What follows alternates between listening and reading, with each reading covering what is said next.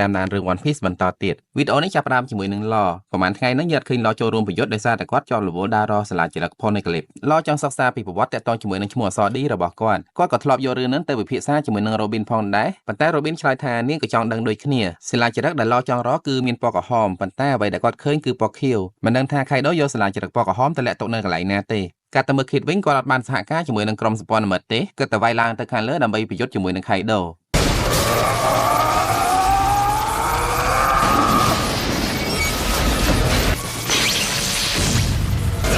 So you wanna fight?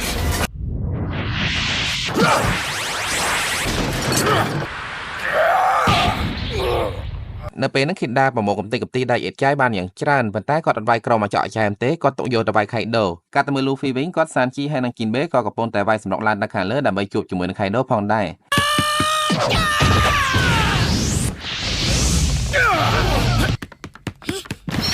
នៅតាមផ្លូវសក់ស្រាប់តែសានជីរត់ទៅមុខលែងរួចមូលហេតុគឺដោយសារតែគាត់ដូចជាលឺសំឡេងមនុស្សស្រីសាយហៅឲ្យគាត់ជួយដល់ពេលអញ្ចឹងគាត់សុំទៅធ្វើការងារសំខាន់មួយសិនចាំរត់ទៅតាម Luffy តាមក្រោយបន្តមកមិនយូរប៉ុន្មានសានជីបានរត់ទៅដល់បន្ទប់មួយដែលនៅទីនោះគាត់បានឃើញស្មោរបស់បរិមម្នាក់កំពុងតែទាញកណាត់រុំខ្លួនរបស់នារីម្នាក់ម្ដងបន្តិច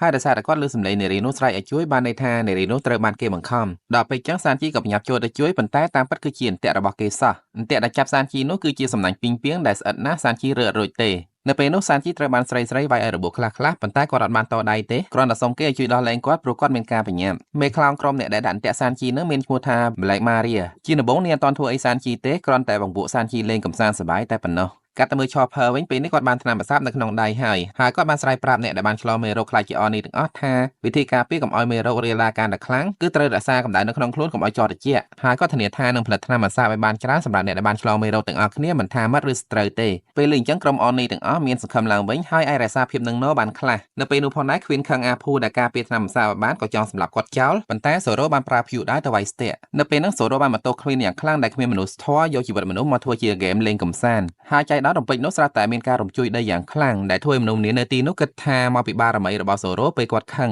សូម្បីតែប្រុកដែលស្គាល់ Zoro យូរហើយក៏គិតអញ្ចឹងដែរប៉ុន្តែតាមពិត Zoro អត់ដឹងអីផងការរំជួយនោះមិនមែនកើតឡើងតែកន្លែង Zoro ទេគឺវាកើតនៅគ្រប់កន្លែងទូទាំងកោះ Onigashima តែម្ដងខណៈពេលដែលដីកំពុងតែរំជួយនឹងយ៉ាម៉ូតូបាននាំម៉ូម៉ូហើយនៅស៊ីនប៊ូរត់ទៅកាន់មាត់ច្រាំងដើម្បីរកទូកជិះកិច្ចចេញពីកោះ Onigashima ប៉ុន្តែពេលទៅដល់អត់មានឃើញទូកណាមួយសោះដោយសារតែកោះ Onigashima ពេលនេះមិនមែននៅលើទឹកទេគឺនៅលើអាកាសខ្ញុំសូមស្លេះត្រឹមប៉ុណ្ណេះសិនសូមអរគុណអ្នកទាំងអស់គ្នាដែលបានតាមដានទស្សនារឿងនេះជាមួយខ្ញុំបើសិនជាយល់ថាវគ្គនេះល្អមើលសូមកុំភ្លេចជួយចុច like ជួយ comment បេះដូងម្នាក់មួយហើយនិងជួយ subscribe ផងសូមជូនពរអ្នកទាំងអស់គ្នានិងក្រុមគ្រួសារឲ្យមានសុខភាពល្អនិងអនាគតវង្វររុងរឿង